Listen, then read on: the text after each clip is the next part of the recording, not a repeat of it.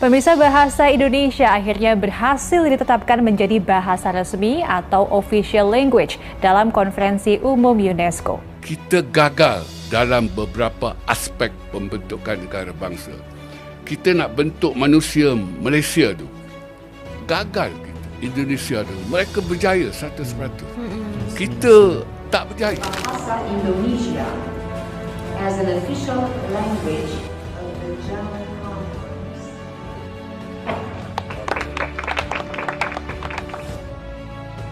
Bahasa Indonesia mencetak sejarah.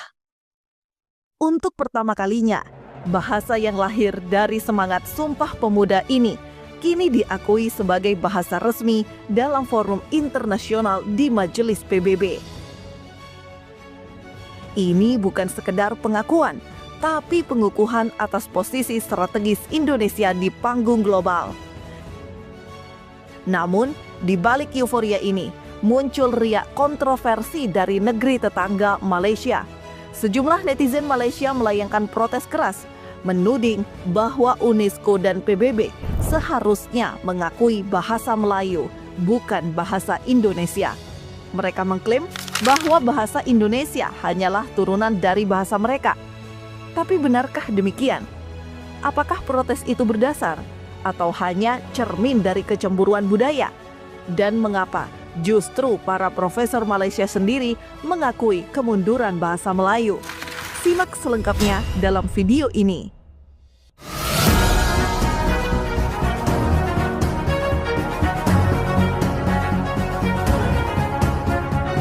Pancasila, Panca-Azimat, Trisakti harus kita pertahankan terus.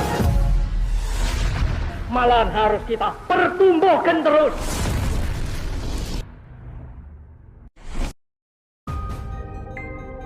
Bahasa Indonesia mencatat sejarah baru dengan menjadi bahasa resmi dalam sidang organisasi pendidikan, ilmiah, dan kebudayaan Perserikatan Bangsa-Bangsa atau UNESCO. Keputusan ini menjadikan bahasa Indonesia sebagai bahasa ke-10 yang digunakan di forum tersebut. Keputusan UNESCO menetapkan bahasa Indonesia sebagai bahasa resmi merupakan hasil panjang yang membanggakan. Bahasa Indonesia akan digunakan dalam dokumen dan sidang UNESCO, menambah nilai strategis dan kebanggaan bangsa. Meski menjadi kebanggaan nasional, keputusan ini memicu reaksi dari Malaysia. Beberapa warganet Malaysia menilai seharusnya bahasa Melayu, bukan bahasa Indonesia yang UNESCO akui. Mereka menganggap bahasa Indonesia sebagai bagian dari bahasa Melayu. Pemerintah Indonesia melalui Pusat Pembinaan Bahasa dan Sastra menjelaskan bahwa klaim tersebut tidak tepat. Bahasa Indonesia telah berkembang menjadi bahasa negara dengan karakteristik dan kosakata yang berbeda dari bahasa Melayu. Nah, muncul pertanyaan dari sidang, akan menggunakan istilah apa? Saya bertahan untuk menggunakan nama bahasa Indonesia. Ada yang protes, itu kan bahasa Indonesia asalnya dari bahasa Malaysia, bahasa Melayu. Bahasa Indonesia itu sekarang sudah berbeda dengan bahasa Melayu. Bagi bangsa Indonesia, ya, bangsa Indonesia, status bahasa negaranya, bahasa nasionalnya itu adalah bahasa Indonesia. Bahasa Melayu adalah satu di antara 718 bahasa daerah. Berarti bagi kita, bangsa Indonesia, bahasa Melayu adalah bahasa daerah statusnya, bukan bahasa negara, bukan bahasa nasional.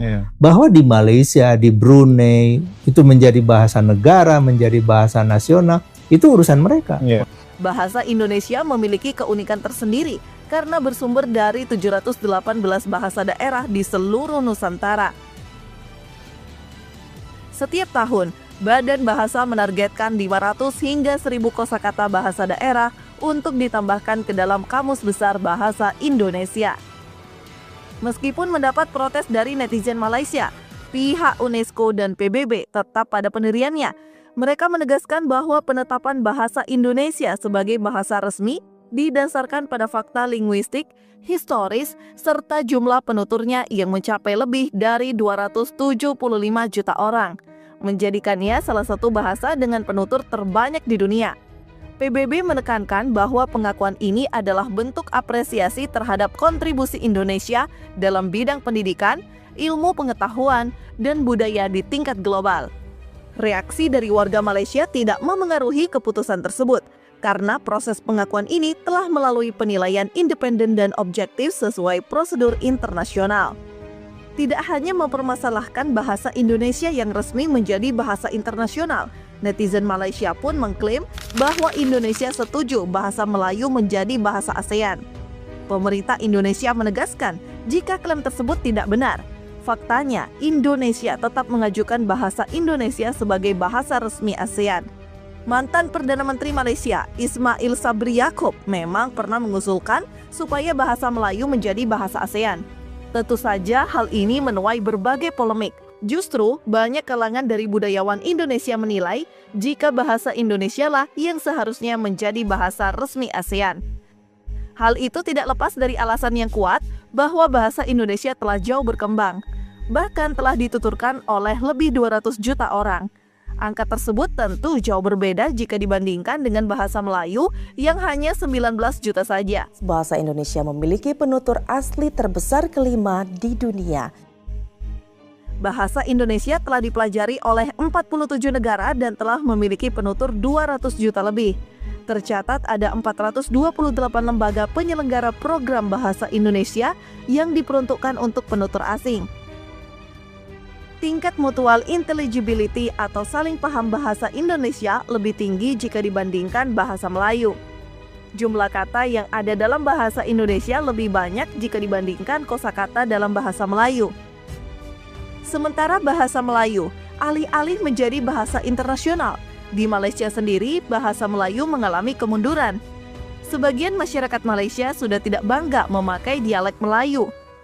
Para profesor dari Malaysia pun mengakui bahwa bahasa Melayu di Malaysia perlahan mulai ditinggalkan. Profesor Teo Kok Seong menilai bahwa upaya menggunakan bahasa Melayu sebagai alat pemersatu masyarakat multiras di Malaysia telah gagal. Ia menyoroti pentingnya bahasa sebagai instrumen persatuan dan mencontohkan keberhasilan Indonesia dalam mempersatukan lebih dari 1.500 suku bangsa melalui penggunaan bahasa Indonesia. Kenapa kita tak boleh jadi macam Indonesia yang semua orang berbahasa Indonesia kan? Kenapa kita tak boleh jadi macam tu, Prof? Kita nak bentuk manusia Malaysia tu, gagal kita. Di Indonesia, tengok manusia Indonesia tu, yang bukan asal itu Cina, pakai nama Indonesia, nama Jawa lagi kan, fasih berbahasa Indonesia. Jadi dari segi pembentukan negara bangsa manusia Indonesia tu, mereka berjaya 100%. Kita tak berjaya. Kita masih ada warga negara yang kalau bahasa kasarnya sepatah haram pun tak tahu tentang bahasa negara. Menurutnya, kegagalan pemerintah Malaysia dalam merancang kebijakan yang tepat menyebabkan tidak terbentuknya identitas bersama di kalangan warga Malaysia. Banyak masyarakat, termasuk etnis Melayu, dinilai kurang memiliki rasa bangga terhadap bahasa Melayu. Senada dengan itu, Profesor Nik Safiah Karim mengungkapkan bahwa orang Melayu sendiri lebih memilih menggunakan bahasa asing daripada bahasa ibu mereka. Sementara itu, pakar bahasa Profesor Emeritus Datuk Dr. Nik Safiah Karim menjelaskan masyarakat seolah-olah tidak berbangga dengan bahasa Melayu berbanding rakyat beberapa negara asing. Tegasnya, rakyat juga seolah-olah kurangnya rasa ingin berbahasa kebangsaan dan bermegah dengan bahasa Inggeris. Ia menegaskan pentingnya menumbuhkan penghargaan terhadap bahasa Melayu sebelum mempromosikannya ke luar negeri. Kita dalam negara kita sendiri, bahasa kita pun tidak dihormati. Bahkan ada orang lebih mementingkan bahasa Inggeris. Orang Indonesia ni dia berbangga dengan bahasa Indonesia baku. Dia tahu bahasa lain, bahasa Jawa, bahasa Sunda, Aceh, bahasa Aceh. Dia ada dan mereka amat tahu.